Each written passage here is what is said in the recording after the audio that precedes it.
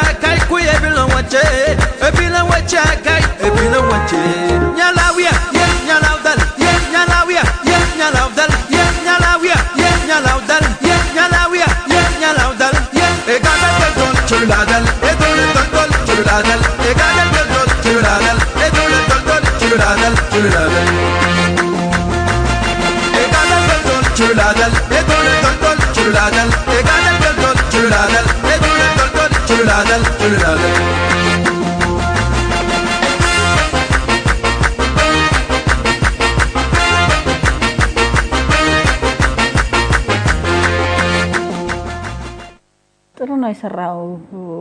ዳዊት ቆንጆ ነገር አለ አሁን የመጀመሪያው ራስ ከበሯ ትንሽ ረዘም ብታረጋት ቆንጆ ነበርች ትክክለኛ ጋምቤላ ነበርችና ረዘም ማርጋት ብትሰራባት በቃ ትንሽ ለየት ይልልህ ነበር ላንተ ለራስ እንደም ጽፈው ያለውኝና ጥሩ ነው ሰውነት ላይ ያምራዱ ዝዋዜው ቀለል ብሎ ነው የሚሰራው ምናምን ልምድ እንዳለ በደንብ ያስታውቃል እንዳልኩ ቅድም የጠየቁ ጥያቄው የሆነ ግሩፕ ውስጥ ተሰርቶ ምናምን የሚያቅ አይነት ዝዋዜ እንዳለ ያስታውቃል ጥሩ ነገር አለክ ግን እነዚህ የጋምቤላ ቅርጾችን በትክክለኛ እየሰራቸው ነው ወይ የሚለው ትንሽ ጥያቄ ውስጥ የሚገባ ነገር አለ ይሄን ስትሰራ የወንዶችን እንደዚህ ብለው የሚሏት ፖዚሽናቸው ራስ እንደዚህ ብለው የሚሏት ነገር ያንተ ቆመህ ነው እነሱ እንዲህ ብለው ነው የሚሰሩት እንዲህ ስትገለብጠው በጣም ቀላል ነገር እንዳይመስል የሰውነት ቅርጽ እንታስተንተን የምትለው በትክክል ካላርከው ሌላ ነው የሚያመጣውና ቅርጾቹ በትክክል አላልካቸውም ይሄን ምስተሉ ዝም ብለ ጣል ነው የምታረገው የሆነ ጠበቅ አርገው ብትሰራው ያምራል ምክንያቱም አንተ ልክ እንደዚህ ግሩፕ ጋር የሚሰሩ ስራዎች የሉም ተሰርተው ዝም ብለው በየድረስ የሚሰሩ ስራዎች አይነት ነው የሚመስለው ግን እያንዳንዱ ዳንሶች ካጠናቸው እና በትክክል ካልካቸው